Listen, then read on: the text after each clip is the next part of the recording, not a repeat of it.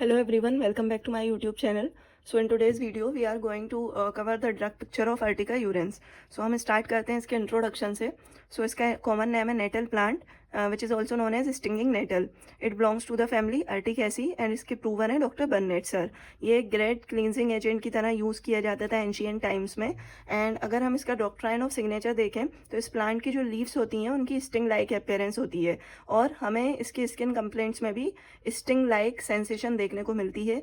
अब हमने क्या देखा कि एक क्लींजिंग एजेंट है, तो ये बॉडी से भी हार्मफुल बैक्टीरियाज को फ्लश आउट करता है, मतलब क्लींजिंग कराता है बॉडी की भी. तो ये प्रिवेंट करता है यूटीआई और ये बिनाइन प्रोस्टेट हाइपरट्रॉपी प्रोड्यूस करा रहा है. तो जो ये प्रोड्यूस करा रहा है उसी में ये क्या करेगा, उसको क्योर भी करेगा. ये हमारी होम्योपैथी का प्रिंसिपल है. सो आर्थराइटिस में बिनाइन प्रोस्टेट हाइपरट्रॉपी में यूज़ होता है. हिस्टोरिकली ये जॉइंट्स पेन के लिए बहुत ग्रेटफुल रेमेडी मानी जाती थी. ब्लड शुगर मैनेजमेंट के लिए इसको यूज़ किया जाता था.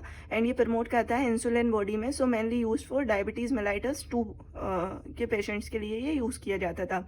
अब इसके हम एक्टिव प्रिंसिपल्स देखें तो इसके अंदर पॉलीफिनॉल्स होते हैं. और पॉलीफिनॉल्स क्या हैं, उनकी प्रॉपर्टीज़ क्या हैं, एंटीऑक्सीडेंट्स रहते हैं एंड एंटी इन्फ्लामेटरी रहते हैं. तो बॉडी में ये क्या करेंगे, इन्फ्लामेशन को रोकेंगे, ब्लड क्लॉट को रोकते हैं, ये मेंटेन करते हैं हार्ट की रिदम को एंड इम्प्रूव्स करते हैं digestion. But it produces cancer like breast and prostate cancer को प्रोड्यूस करता है. ये एंटीऑक्सीडेंट्स हैं तो एजिंग को प्रिवेंट करते हैं. And it is used in insect bitings. Polyphenols को इंसेक्ट बाइटिंग्स में भी यूज़ किया जाता है. अब हम इसके स्पेयर ऑफ एक्शंस देखें. सो ये स्किन एंड म्यूकस मेम्ब्रेन पर बहुत अच्छा एक्ट करती है. एंड मैमी यानी मेमरी ग्लैंड्स पे, स्प्लीन पे एंड जेनाइटो यूरिनरी ऑर्गन्स पे हमने क्या देखा कि एक तो प्रोस्टेट पे वर्क करती है एंड यूटीआई प्रिवेंट करती है. एंड जॉइंट्स में ये क्या करेगी, आर्थराइटिस को प्रिवेंट करेगी क्योंकि एंटी इन्फ्लामेटरी प्रॉपर्टी है. और हमें रूमेटिज्म भी देखने को मिलेगा इसमें.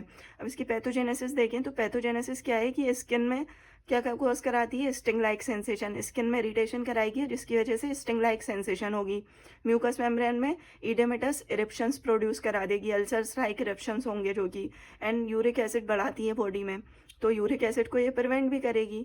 और एक्चुअल में ये क्रूड फॉर्म में क्या करती है, इट प्रिवेंट्स के यूरिक एसिड को बॉडी से फ्लश आउट होने से रोकती है, जिससे क्या होगा, यूरिक एसिड बॉडी में एक्यूमुलेट होगा और गॉल स्टोन्स बन जाएंगे. वहीं इसको पोटेंटाइज्ड फॉर्म में दिया जाए तो ये क्या करेगी, उन्हीं गॉल स्टोन्स को रिमूव करने में हेल्प करेगी. सो इसका एक्शन कहाँ है, गॉल ब्लैडर पे भी हो गया.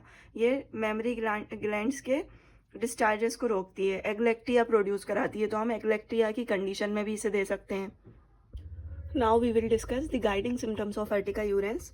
सो अर्टिका यूरेंस में जो पहला सिम्टम हमें देखने को मिलता है वो है अर्टिकेरिया. और अर्टिकेरिया में भी बर्निंग स्टिंगिंग सेंसेशंस होती हैं जिसके वॉयलेंट इचिंग के साथ स्किन पे अर्टिकेरिया डिसअपेयर हो जाता है while lying down and reappears while getting up. Patient कहेगा कि मैं जैसे ही सोता हूँ या मैं जैसे ही सोने के लिए बेड पर जाता हूँ मेरा अर्टिकेरिया जो है वो ठीक हो जाता है, उसमें रिलीफ मिल जाता है. बट जैसे ही मैं उठता हूँ, as soon as I get up, ये वापस रीअपेयर हो जाता है. एंड ये र्यूमेटिज्म विद फीवर से पहले भी हमें अर्टिकेरिया देखने को मिल सकता है कि पहले अर्टिकेरिया हुआ, फिर बहुत तेज फीवर आया जिसमें पूरी जॉइंट्स में एंड बोन में पेन हो रहा है. फिर burning in skin aggravated after sleeping and every year in same season as we have already discussed.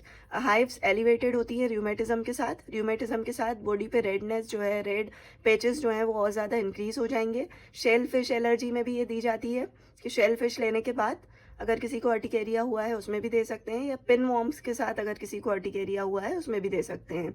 And it is a very good remedy for first degree Burns. First degree Burns में हम इसे locally भी दे सकते हैं and internally भी दे सकते हैं. Even prior to cantharis हमें हायर डिग्री बर्न्स की तरफ ले जाता है कि जब हायर डिग्री बर्न्स हों तो पहली होम्योपैथिक रेमेडी जो हमारे माइंड में आती है वो कैंथेरिस है.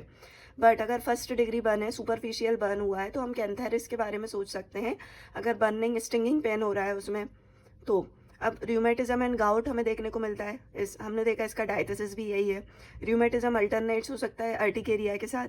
गाउटी डायथिसिस है. अपार्ट फ्रॉम दिस इसमें हमें गोल स्टोन्स देखने को मिलते हैं. गोल ब्लैडर में स्टोन्स हो जाते हैं ड्यू टू विच पेन होता है बहुत ज़्यादा. अराउंड द नेवल भी पेन होता है. कैंथेरिस कंटिन्यूस पेन होगा डेल्टोइड में.